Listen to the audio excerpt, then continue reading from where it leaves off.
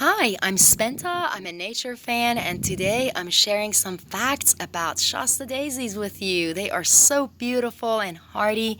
They're perennial flowers. They bloom each year and add beauty to the gardens. I'm sitting here in my gardens, and if you're new to my channel, please take a moment to subscribe. Check out my content. Don't forget your likes, comments, and subscriptions are greatly appreciated. And to my fans who have been here with me before, many thanks for following me on my journey. Don't forget to leave a comment. I always look forward to answering your gardening needs and questions. Let's start talking about daisies and how beautiful they are, the fact that they are two flowers in one, and how gorgeous of a pollinator they are. Look at this. They are just lots of blooming flowers. That's what they are. Super bloomers. Now, there is a chance that your daisies won't give this many daisies on them and they'll give you more green, and that's why I'm here to tell you, if you want less vegetation and more flowers, make sure that your soil is at a pH of neutral around 7. That's when you're going to have an abundance of flowers like this, and less vegetation, less greens, more flowers.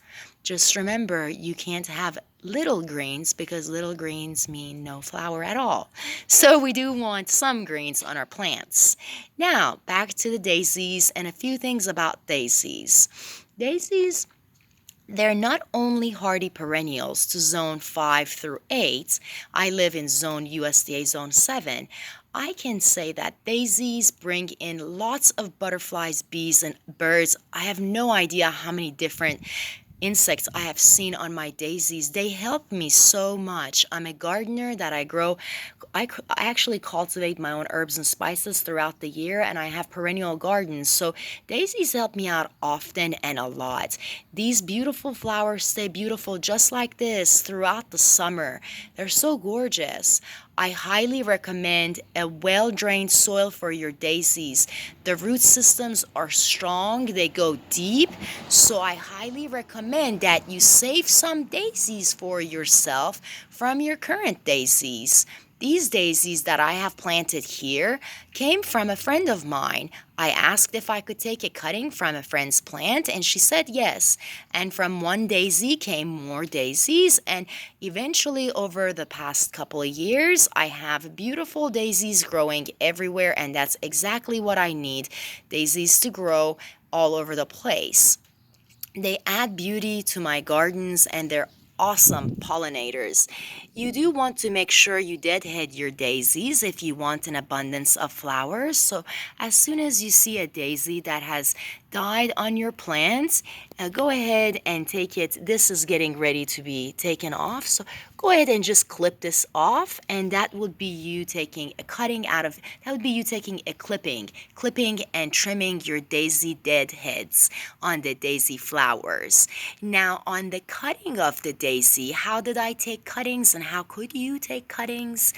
All you do is you come really close to the root system. This is dianthus, another edible flower that I have. Actually, I have an edible next to a non-edible plant. This one is toxic to humans and pets, and you don't see lots of deer or rabbit coming near this, so that's nice as it saves me other plants. There are mint and lots of other plants in here, chives. There is a rusty miller. All are perennials and stay green throughout the year, such as this daisy or dianthus, and then they come back the next year, such as this mint. So that's a perennial. A perennial is a plant that comes back each year. Now we have items such as hardy perennials and regular perennials. I'll talk about that. Right here is where you would have to dig deep in the ground to take a cutting out of this, okay? And you can actually, if you'd like, you could take the whole daisy plant. This is one of the daisies. This is my mother daisy that I took cuttings from to make all of these daisies happen from. You could take cuttings from that. You could actually take cuttings from that or dig the whole thing up and cut it into sections. Let's say you want this to be divided into 8 different sections. All right, divide your daisies into 8 different sections. Recently, I divided one of these daisies to see how well it does, and it's doing pretty great. I have 7 new daisies from one single daisy, so my daisies are growing everywhere. I like them. They're very hardy plants. They thrive in sun. They love full sun. This is absolutely Freya's flower, such a beautiful flower, and it's 2 flowers in one. As I mentioned earlier, making sure to take the deadheads off your flowers, that's a big deal. If you take those off, it ensures more growth of flowers. Also, make sure your pH of your soil is around 7 pH, just neutral. They don't really need much, and they are very hardy flowers. Mentioning again that I live in USDA Zone 7. Daisies are toxic to pets and people.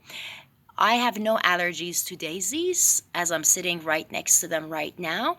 I'd like to show you what some of the daisies that I took cuttings from look like.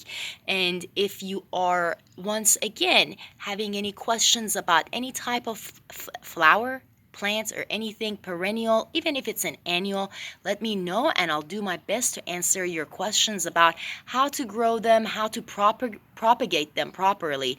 To propagate this daisy, I suggest taking cuttings. Early springtime, you don't have so many flowers growing up here. You have less flowers and shorter plants. That is the best time to take cuttings from your daisies. Best time, in my opinion. It has such a deep root system that if you take cuttings at that time, it's easier to pull out of the ground and transplant them and transfer them elsewhere. Else, daisies just require sun, well-drained soil. They deserve some air, so make sure they're not planted too close to each other. They usually grow about, this is the mother plant, so this is a 2-year plant. It's a full plant. It's about 2 feet by about 2 feet by 2 feet. So it's pretty nice and it grows very well. Let me show you what happens if you take some cuttings from your daisies and plant them in your gardens. So here I'm growing lots of perennials. This is not my only perennial. I have a lot of perennials. I'm just into perennial gardening. Perennials are my favorites because I don't have to plant them each year. That doesn't mean that a perennial is a perennial in your zone, though. A perennial is a plant that comes back each year. Just because it's a perennial in my climate does not mean it's a perennial in your climate. Make sure that your daisies are planted in zone 5 through 8, they're perennial. And I am in my area, I can tell you that last year it was negative 19 degrees Fahrenheit. Usually it gets below negative 10 degrees Fahrenheit in my area for a few weeks at least. And that being said, well, your plants die back to all the way to the bottom, but they'll come back again the upcoming year. They'll rebloom and come back the upcoming year. There you go. There are some of my daisies in my gardens, and I'm walking back so I can show you.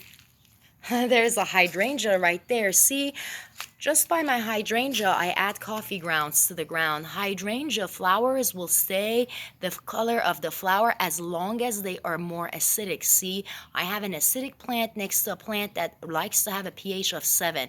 Acidic means it's below pH of 7. So coffee grounds I add to that hydrangea to keep the color, but I make sure that they're right there. And then I mulch 1 to 2 inches. Make sure you mulch your plants because eventually with rain they wash off. Mulching your plants ensures that they keep moisture in there. Here are some other daisies, and as you see there are 7 daisies in this garden. That daisy is much smaller. Let's look at the daisy that I transferred. I would like to show you what it looks like at the moment. I actually took a whole daisy and I did what I mentioned earlier. The whole daisy, that's a 2 feet by 2 feet daisy I took out, and I divided my plants by simply taking 7 sections out. Instead of taking a cutting this spring, I just took 7 sections I just basically divided one flower. Then I planted it in different locations. So one daisy is right there, doing pretty well. And because it's brand new year daisy, I leave it alone just like that. That is Rusty Miller. We're walking by mint, some thyme, parsley. There is the next daisy. There is the next one. And the other one I decided to plant up here, right over here, and I named it after my friend Kathy. It's so beautiful. So all the daisies are making it right now that I've transplanted. So therefore I know that taking cuttings from a daisy works, and I also know that dividing a daisy will work. So taking cuttings is a good idea, and dividing your daisies is also another good idea into propagating and having more daisies. Make sure if you're wanting lots of daisy flowers and less greens and veggies, make sure that the green area, of course, it's much prettier if you have more flowers. So make sure your pH of your soil is around a pH of 7. I have a beautiful visitor here, beautiful butterfly. Always visitors here. It's so pretty. Later I'll have hummingbirds because I have hostas, and hummingbirds are attracted to the hosta flower. Well, let's go back to Shasta daisies. Make sure that it is in well-drained soil. It will love you. Make sure you deadhead the flowers that are there. You take them off and you just cut them off. Make sure you cut or divide your daisies so that you would have more daisies each year. Succession planting is a method that I use into dividing plants, and dividing daisies, I use succession planting. It basically, with succession planting, you plant right away, you don't wait, you take cuttings, you plant right away, and again you wait, and you take cuttings and you plant immediately. So as a result, you'll have little daisies coming up everywhere, and your plant that was your mother plant is saved again and healthy. I'm Spenta, and I'm thankful for you being here with me and watching my share. Your subscriptions, likes, and comments are greatly appreciated. A big shout out to my members and my friends for following me on my journey. If you have any comments about how to grow beautiful Shasta daisies, you let me know. Don't forget the comment section. Have a beautiful day.